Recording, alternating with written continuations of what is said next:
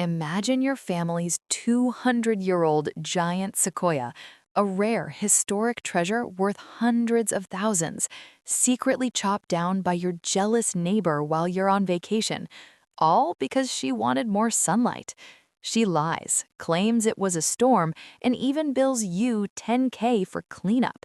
But I had hidden wildlife cam footage of everything.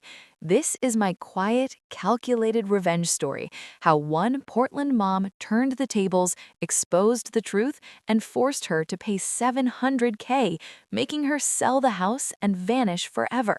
Epic neighbor karma, historic tree justice, and the ultimate satisfaction. You won't believe the ending. Hey everyone, my name is Sophia. I'm 48, living in a beautiful historic neighborhood in Portland, Oregon. You know, the city with the quirky vibe, endless coffee shops, food trucks on every corner, and those stunning views of Mount Hood on clear days. My family has owned this grand old Victorian manor for generations. It was built in the late 1800s and later divided into 3 attached homes, but we kept the largest portion with the sprawling backyard. What makes our property truly special are the 5 massive giant sequoias planted around the time the house was built, rare specimens brought from California as saplings. In the Pacific Northwest, these trees are uncommon outside parks, and ours are some of the tallest private ones in the state, each over 150 feet tall and adding hundreds of thousands to our property value. Life here has always felt like a dream. My husband and I raised our 2 daughters in this house, hosting barbecues under the sequoia's shade, sharing our backyard chickens and ducks with the neighbors, watching hedgehogs and deer on wildlife cameras at night. We had wonderful people next door, a young couple on one side who became like family, and an elderly pair on the other who treated my girls like grandkids. Then the elderly couple passed away. Their daughter, let's call her Karen, moved in with her husband and 2 rowdy kids. From day one, Karen was difficult. We'd shared the chickens for years, fresh eggs for everyone. Karen agreed to continue, but on her nights to lock them up, she forgot constantly. We'd check anyway, trudging out in the dark Portland rain. Then one night, her boys thought it was hilarious to open our duck pen. Ducks scattered, foxes came, massacre. We lost half our flock. Chickens met the same fate weeks later, accidentally left out. Karen shrugged. Kids will be kids. My chest tightened every time I saw her, but we let it go, picked our battles. Then came the storm 2 years ago. High winds, but nothing catastrophic. One of Karen's sequoias, smaller, perhaps weakened, toppled and died. She was devastated, understandable. But from then on, the jealousy started. Constant complaints. How lucky you are to have 5 healthy giants. Your trees cast too much shade on our yard. It's not fair. Ours died, yours block our sun. We smiled politely, ignored the dry threats. They'll come down in the next storm, or maybe we'll just have to trim them. We thought she was venting, until we returned from a family trip to the Oregon coast, pulled into our driveway, and saw it. Our tallest sequoia, the centerpiece, over 200 years old, a rare historic specimen, reduced to a 20-foot stump, 2 ancient oaks crushed beneath where it fell. The backyard looked like a war zone, branches everywhere, our beautiful shade gone. My daughters burst into tears. My husband went silent, face red, fists clenched. I stood frozen, chest crushing. How? We'd been gone 2 weeks. How do you disappear a 150-foot tree that fast? Karen came out, feigning surprise. Oh, there was a big storm while you were away. It fell. We had to remove it for safety. Debris on our side, too. Storm? We checked records. Light wind. No damage reported anywhere else. She sent a bill, $10,000 for emergency removal and damage to her property. The wood alone, rare sequoia lumber, worth a fortune. Gone. Sold, probably. We had no proof. Front camera didn't cover the back, access through neighboring fields. Wildlife cam, we'd forgotten to check the SD card. Hopeless. That night, rain pounding Portland roofs, I curled on the couch. Tears silent. The tree wasn't just shade. It was history, family legacy, a living giant we'd protected for decades, murdered, out of spite, And she got away with it, sent us the bill like we owed her. The injustice burned, deep, unanswered. They thought we'd pay, swallow it, because we always had, but something in me snapped. This wasn't over, not by a long shot. They'd awakened something, and it was coming for them. The weeks after coming home to that stump were pure agony. Portland's endless winter rain felt like it was mourning with us. Gray skies, constant drizzle soaking everything, mirroring the heaviness in our house. The backyard, once magical under the sequoia's canopy, now felt exposed, bare, violated. My daughters wouldn't play out there anymore. Too many memories of climbing low branches, picnics in dappled shade. My husband barely spoke, rage simmering under silence. I couldn't stop staring at the stump, 20 feet high, jagged, wrong. Karen, meanwhile, acted like nothing happened, waved cheerfully over the fence. Such a shame about the tree. At least it's gone now. More sun for everyone. More sun. She doubled down, complained to other neighbors. Their trees were dangerous, overgrown, blocking light. Twisted it, made us look negligent. Then the bill came again, certified mail, $10,000 for cleanup and damage to her property. We ignored it. She called, "Pay up or we'll lien the house." My throat closed, hands shaking as I hung up. They weren't just destroying our tree, they were trying to profit, punish us for having what she lost. The wound deepened. Every rainstorm, I'd flash back, imagining chainsaws in the night, her smug face, the entitlement. How do you hate someone so much for a tree? But it wasn't just a tree. It was violation, betrayal of neighbor trust, cruelty. Powerlessness crushed me. We talked lawyers, no proof, no witnesses, camera angles wrong, hopeless. Family friends sympathized, terrible luck with the storm. Luck, they believed her. The injustice festered, rage mixed with grief. I stopped sleeping, staring at the dark ceiling, questioning everything. Why didn't we have better cameras? Why were we so trusting? Why did she hate us this much? Resentment grew. They thought we'd pay the bill, move on, because good people do. But the anger shifted, from helpless tears to cold resolve. They underestimated us, thought we'd swallow it. Like always, they were wrong. The fire was building, and it was aimed at her. She'd pay, one way or another. The wound wasn't healing. It was fueling something darker, something patient.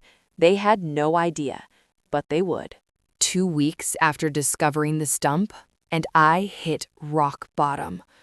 Portland's spring rain had turned relentless, cold, driving sheets that flooded the gutters and turned our backyard into a muddy swamp around that hideous stump.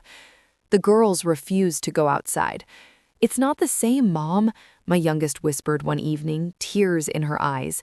"The tree's gone. It's like part of home died." My husband threw himself into work, late nights, early mornings, anything to avoid the yard. I couldn't escape it. Every glance out the kitchen window was a punch to the gut. The jagged cut, the crushed oaks, the empty sky where branches used to sway. Then Karen pushed further. She had the nerve to host a backyard barbecue. Laughter drifting over the fence, kids running around in the new sunlight. She invited the young couple on our other side, our good neighbors, and I overheard her from my porch. "You should thank us, really. That tree was a hazard. Now everyone gets more light. Win-win." Win-win. My blood boiled, hands shaking as I gripped my coffee mug so hard I thought it would crack. That night, the bill came again, this time with a lawyer's letter, threatening a lien if we didn't pay the $10,000 within 30 days. Emergency services rendered, property damage from fallen debris. Lies. All lies. I called our insurance. Denied. No storm claim, no proof of natural fall. Lawyer consultation? Without evidence, it's your word against hers. Tough case. Hopeless. I drove to Forest Park alone, needed air, space, anything.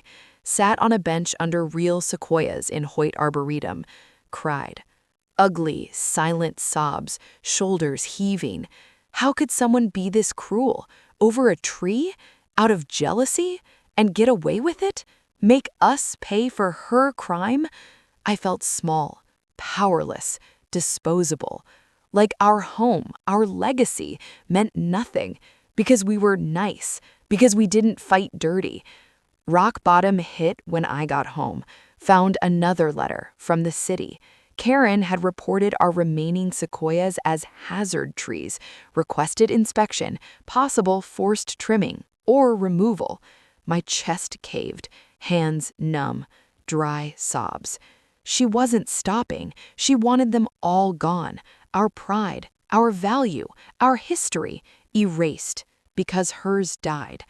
That night, curled in bed while rain hammered the roof, the shift happened. Tears stopped, breathing slowed. I stared at the dark. No more. This ends. Not with tears, not with paying her bill, not with losing more. I was done being the nice neighbor who swallows injustice, who smiles while someone destroys what I love. Grandparents' voices in my head, the stories of how they fought to preserve the trees through storms, development, everything. They didn't give up. Neither would I. The pain turned to fire, cold, clear, unstoppable. Decision crystallized. I'd find proof. I'd make her pay. Every dollar, every tear, every branch. She thought we were weak, too polite to fight. She was wrong. I'd been quiet too long. The breaking point wasn't defeat. It was awakening. They'd destroyed our tree. Now I'd destroy her lies. Perfectly, legally, completely. She had no idea what was coming, but she would, soon. The nice neighbor was gone. In her place, a woman ready to burn it all down. The right way. She started this. I'd finish it. And when I did, she'd never see sunlight the same way again. The fight was on, and I was ready. The months after that rock-bottom moment in Forest Park, I changed. Quietly. No dramatic declarations to the family, no angry confrontations over the fence.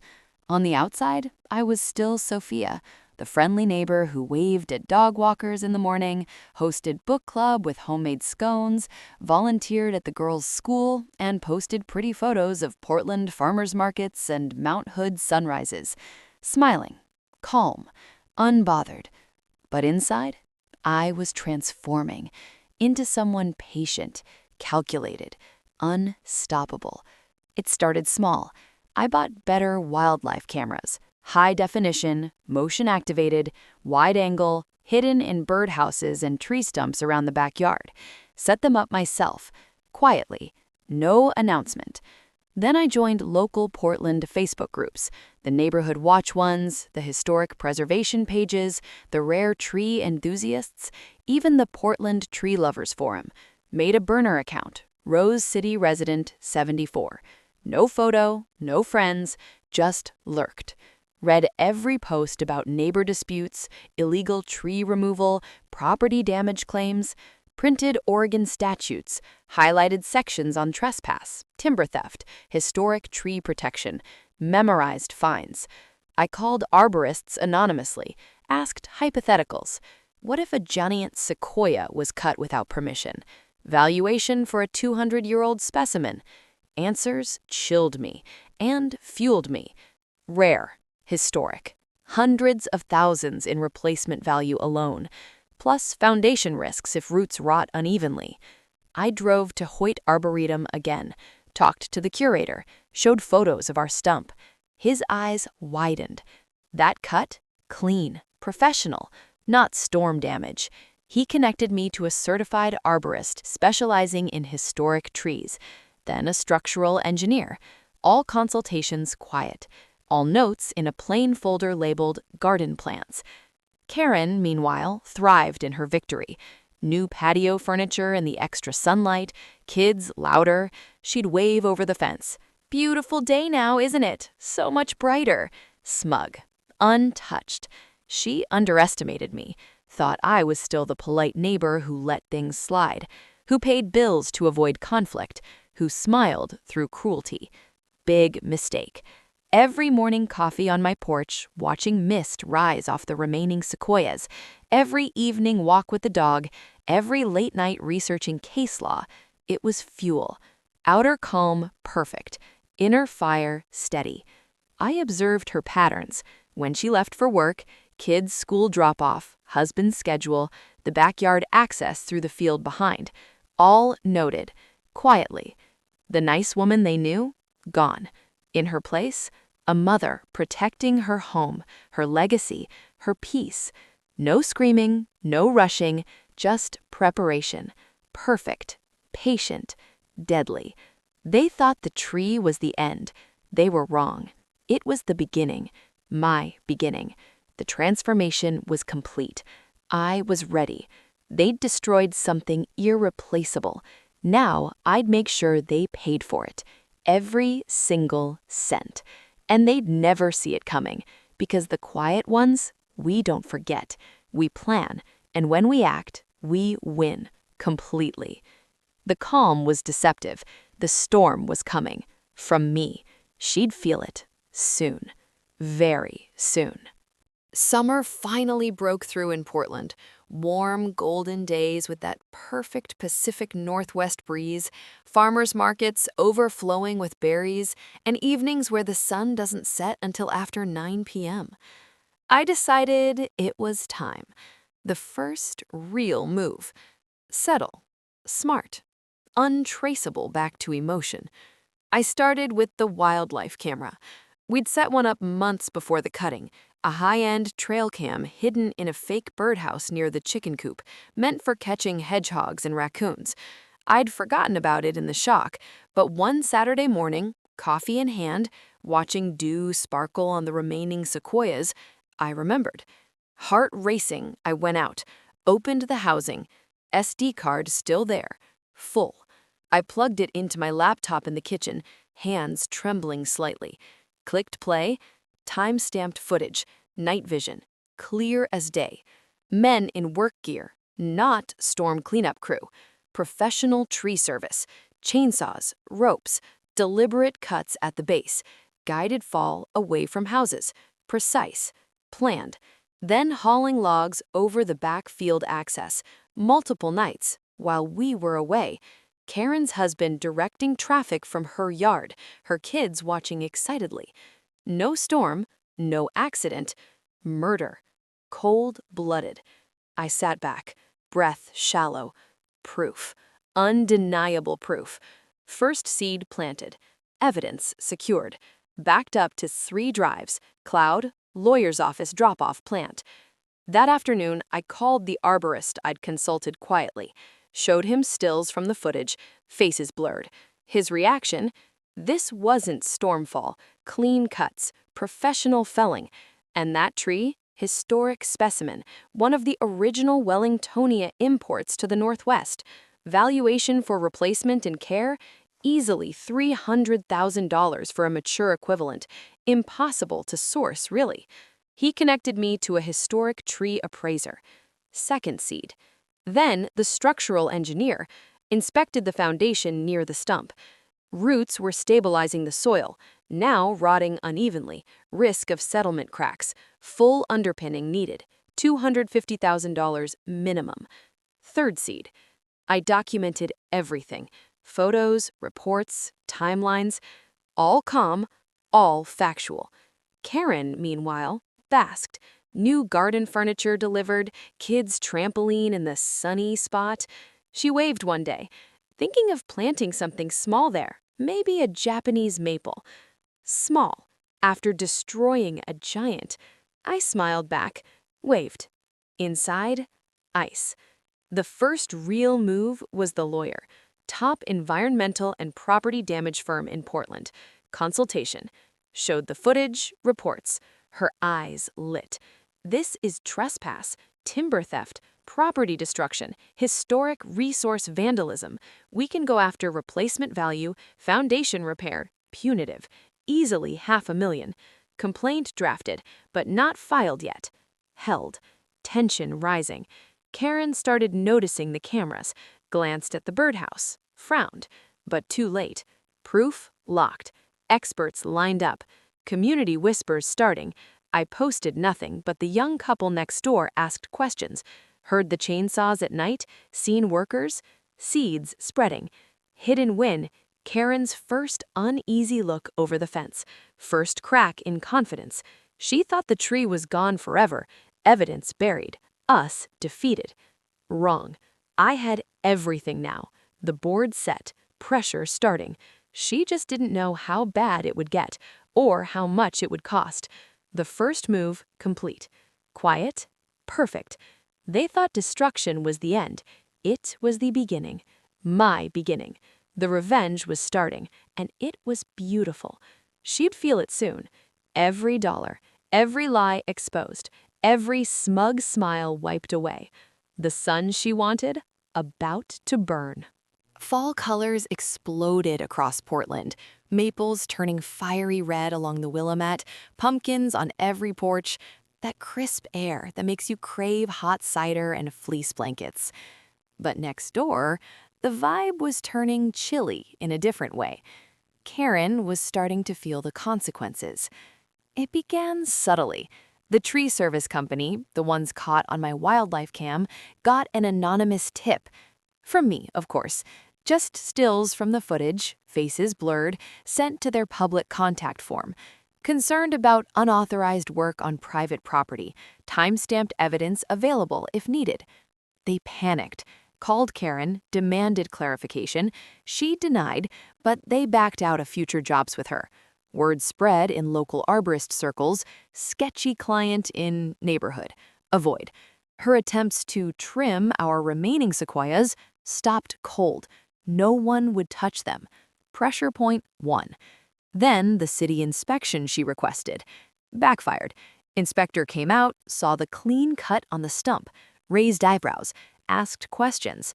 Karen stammered about the storm. He noted everything, filed a report flagging potential illegal removal, sent to Enforcement Division. Pressure point 2. Community whispers grew. Our good neighbors, the young couple, asked questions. Heard anything odd at night 2 summers ago? Seen workers? I showed them redacted stills. Their jaws dropped. Word spread quietly. Neighborhood group chat buzzed. Anyone else think that sequoia didn't fall naturally? Photos of similar clean cuts online. People connecting dots. Karen noticed stares at the farmer's market. Awkward waves ignored. Kids' playdates canceled. Isolation creeping in. She got paranoid, started parking in the garage, checking over her shoulder. One evening, I saw her peering at our new cameras, frowning, whispering to her husband, confusion turning to anger. Who's doing this? No one will work with us. The city's asking questions. Her husband snapped, overheard through open windows. You wanted the damn tree gone. Blame shifting, arguments late at night, kids quieter. The bill she sent us, we countered quietly. Lawyer's letter. Dispute claim. Evidence of unauthorized entry and removal pending.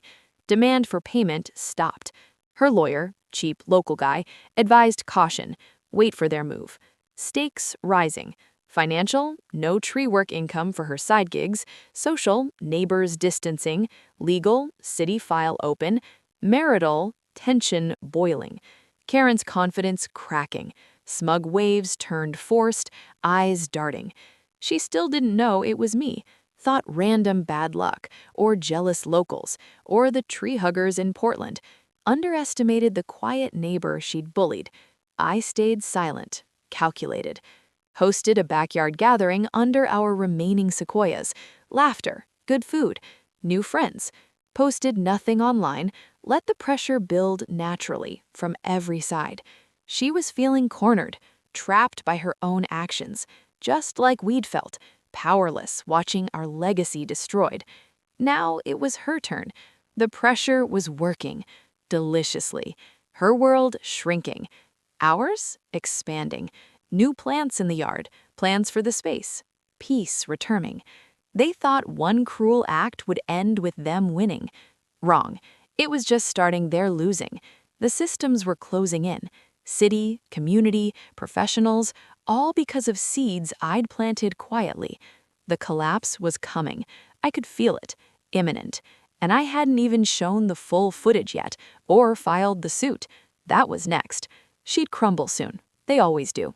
When truth catches up, the pressure was perfect, and it was all hers now. The sun she wanted so badly, about to set on her life here, permanently. Winter holidays arrived in Portland, strings of lights draped over the craftsman homes, the smell of wood smoke in the air, Powell's bookstore packed with shoppers hunting for gifts. But next door, the atmosphere was anything but warm. The systems I'd quietly set in motion were closing in on Karen. Multiple fronts, all at once, no escape. First, the arborist community turned on her completely. After the anonymous tip with footage stills, the company that cut the tree panicked, called her demanding answers. She denied. They leaked to their network. Client lied about storm damage, avoid. No reputable service would touch her property. Her plans for landscaping improvements in the new sunny yard? Dead. Pressure point 1. Then the City Enforcement Division acted. The inspector's report, clean cuts, no storm evidence, triggered a full investigation. Letter arrived at her door. Potential violation of Portland Tree Code, unauthorized removal of heritage tree. Fine pending, possible criminal referral. They requested interviews. She lawyered up, cheap guy again. Stressed. Pressure point 2. The structural engineer's report landed, sent to our insurance and lawyer. Root system removal without mitigation causing soil instability, risk to foundation settlement, recommended underpinning and repair. Estimate, $250,000. We forwarded to City, related to unauthorized tree removal. Her insurance called, denial looming, intentional act exclusion. Pressure point 3. Community pressure mounted. The young couple next door, our good side, distanced completely. No more shared barbecues, kids' playdates canceled, whispers at neighborhood potlucks. Did you hear about the sequoia? Apparently not a storm at all. Karen stopped showing at book club. Grocery store encounters awkward, eyes averted. She complained to her husband, overheard through thin walls. Everyone's acting weird, like I'm the villain. He snapped back. You wanted the tree gone. Arguments nightly, kids tiptoeing, marriage straining. Money pressure hit hard. The $10,000 bill we disputed? Counterclaim brewing. Her lawyer advised settlement, but she refused. They're bluffing. Not bluffing. Dad's old friends, the elderly couple's circle, heard rumors, visited their graves, left flowers. One left a note Karen found, "We know what happened to the tree." Guilt or anger? Didn't matter. Isolation complete. I reflected some nights, glass of wine on the porch, watching holiday lights twinkle through our remaining sequoias. The pain still there, but different now. Fuel. Clean, purposeful. Every expert report, every denied service, every awkward stare. It was justice forming. They'd violated our home, our history, out of petty jealousy. Now the world turned on them. City, professionals, neighbors, even family tension, all closing in. Karen looked smaller, tired, eyes darting when she took trash out. Husband avoiding eye contact, kids quieter. The trap was tight. No charm left to talk her way out. No lies holding. Imminent collapse teased. One final push, the lawsuit filing, the full footage reveal, the demand letter with numbers, $500,000, plus punitives. She'd fold or lose everything. I could feel it, the emotional payoff brewing, sweet, earned. They thought cruelty won. Wrong. Truth was catching up, fast. The storm they'd faked, about to hit them real, devastating.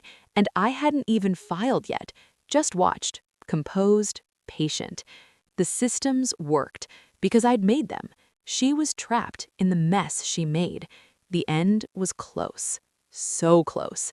They'd pay. Fully. Finally. And when they did, the sunlight she stole would feel like fire. The trap snapped tighter. No escape. The collapse coming. Soon. Very soon. Spring bloomed early in Portland that year.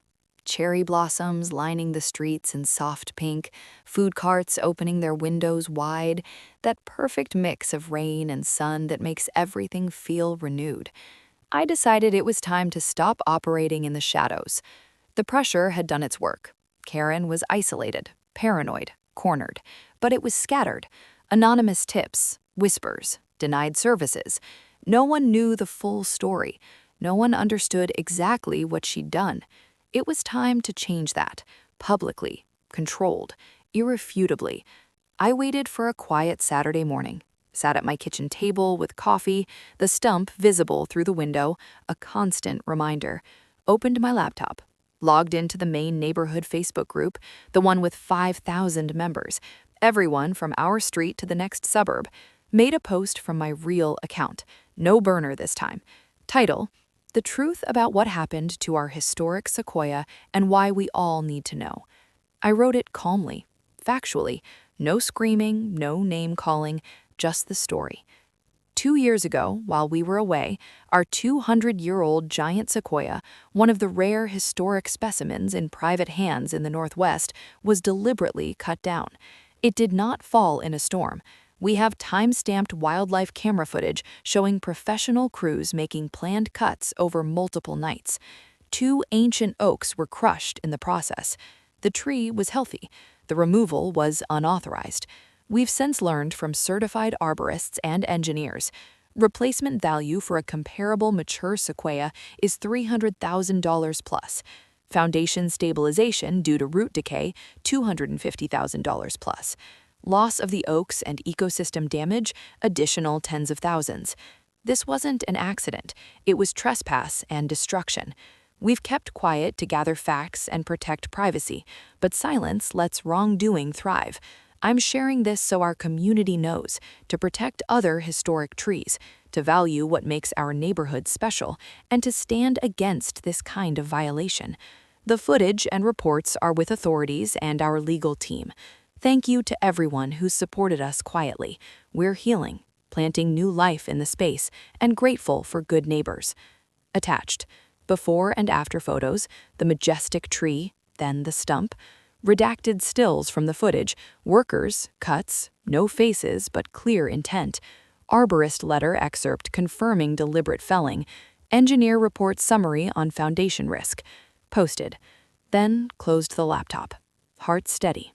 No shaking this time. Exposure. Full, factual, public. Within hours, the neighborhood erupted. Hundreds of reactions, comments pouring in. This is heartbreaking. How could someone do this? That tree was iconic. I photographed it for years. Protect our historic trees. Shares across Portland tree groups. Hoyt Arboretum reposted. Loss of a heritage giant sequoia. Devastating. Local news picked it up by evening. Historic tree allegedly illegally felled in neighborhood. Dispute. Karen's name surfaced quickly. Someone recognized the yard layout. Comments named her. Her Facebook flooded. Old posts scrutinized. Neighbors messaging, "Was this you?" She tried defending privately. Misunderstanding. Storm damage. But the footage stills? Undeniable. Her husband deleted his account.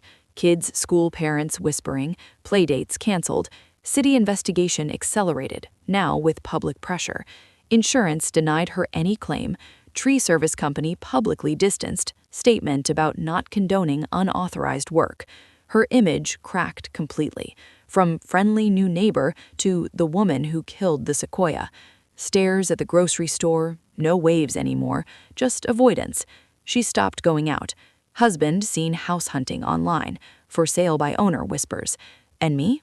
I stayed composed, thanked people for support, posted nothing more, hosted a small planting ceremony, new 60-year-old sequoia sapling with good neighbors.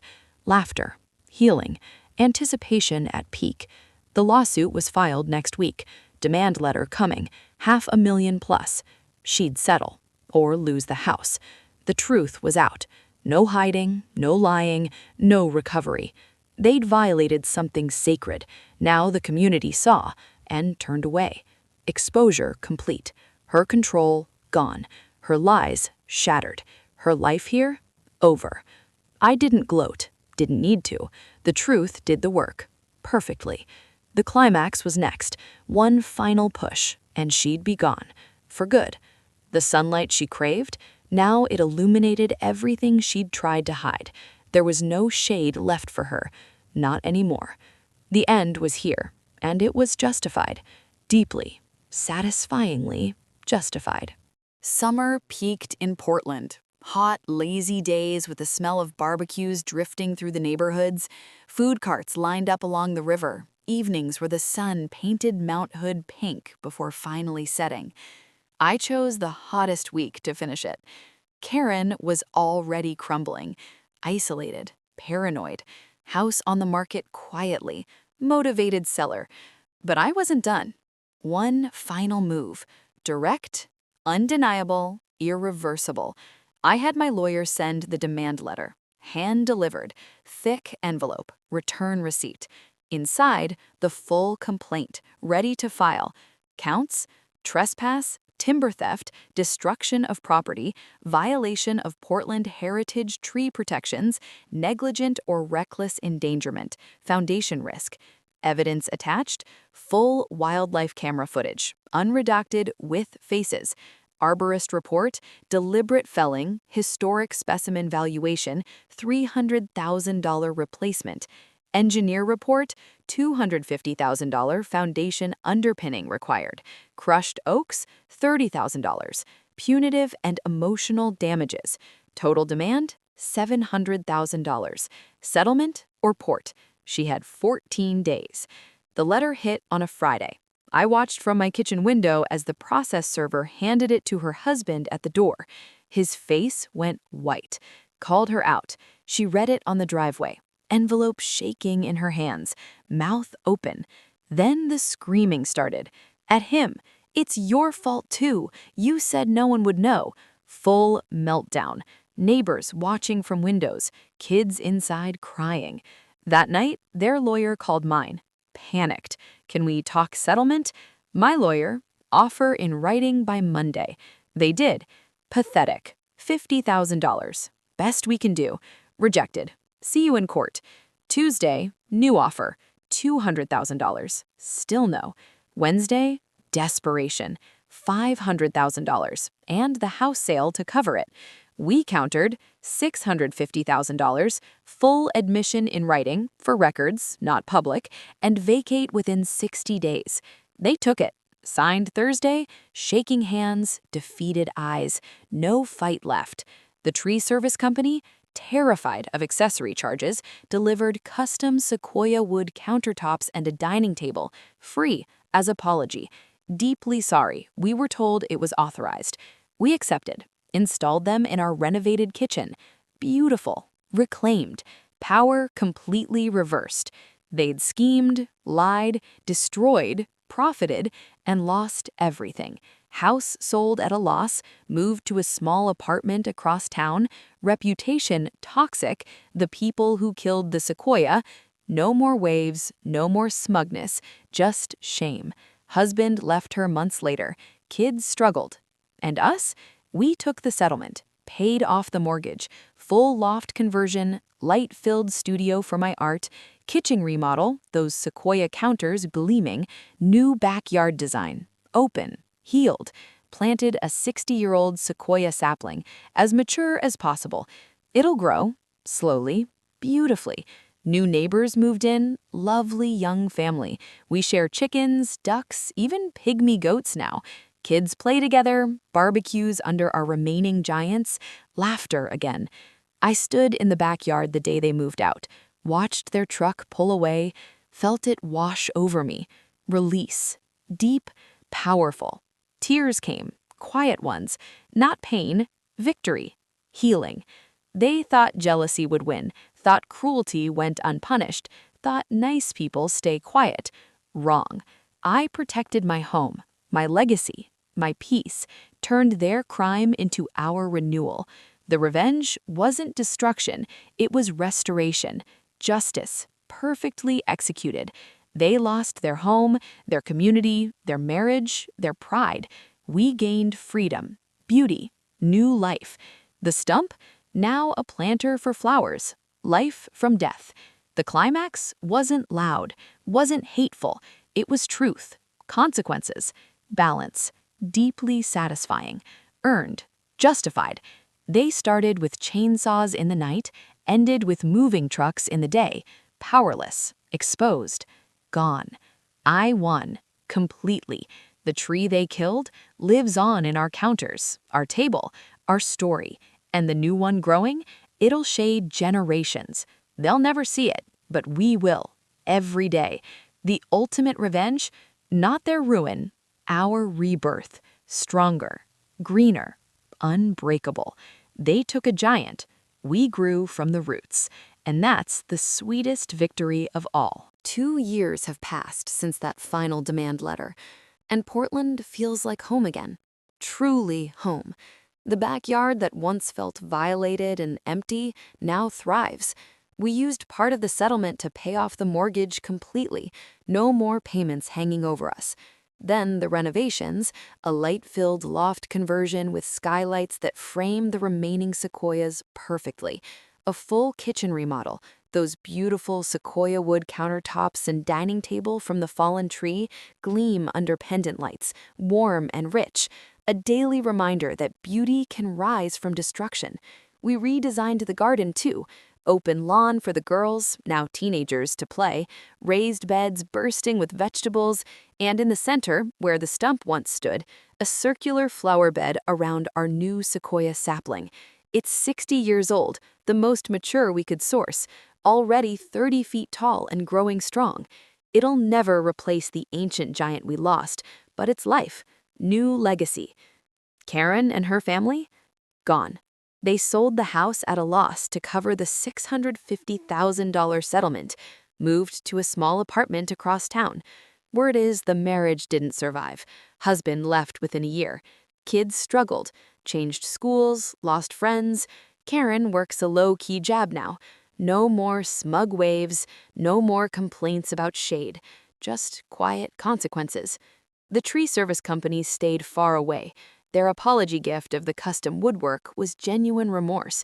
They even planted 2 sequoia saplings in a local park as penance. Our new neighbors? Lovely young family. A couple with 2 little ones and a baby on the way. We share everything now. Fresh eggs from the revived chicken flock, duck eggs, even their pygmy goats that the kids adore. Weekend barbecues under the sequoias, play dates, laughter drifting over the fence again. I babysit sometimes. Extra cash, but mostly because their kids are sweet, and it feels good to be the trusted neighbor. Portland's community closed ranks around us after the truth came out. The local news story went semi-viral in tree lover circles. Offers of saplings, advice, support poured in. Hoyt Arboretum dedicated a bench in memory of our lost giant. We visit the elderly couple's graves sometimes, the ones Karen replaced. Leave flowers, tell them their old home is loved again. People ask if I feel bad, if the revenge went too far, if I regret the cost to their family. My answer is always no. They didn't just take a tree, they violated our home, our safety, our history, out of petty jealousy, tried to make us pay for their crime, lied, manipulated, and never once apologized. The settlement wasn't vengeance, it was justice, restoration, balance. We didn't destroy them. They did that with their own choices. I protected what was mine, honored the land, healed. Some say turn the other cheek. I say boundaries aren't cruelty, they're self-respect. Consequences aren't revenge, they're accountability. I sleep deeply now. No more staring at stumps in the dark, no more tightness in my chest when I hear chainsaws. Just peace, growth, new life. The greatest revenge? It's not their fall, it's our rise. Stronger roots, taller dreams, a backyard filled with laughter again. If someone violates your home, your peace, your legacy out of envy or spite, You don't have to smile and take it. You don't have to pay for their crimes. You can stand up, quietly, smartly, completely. Protect what's yours, let truth do the work, and watch life bloom again. From the ashes, from the stump, from the pain. Because what they meant to destroy can become your greatest strength. Thank you for listening to my story. If you've ever had a neighbor cross a line or anyone violate something sacred to you, know this: you're allowed to fight back. The right way. Your home matters. Your peace matters. You matter. And when you protect them, the sunlight feels warmer, the shade feels deeper, and the new growth, it's the most beautiful of all. Don't let anyone steal your giants. Plant new ones and watch them reach the sky.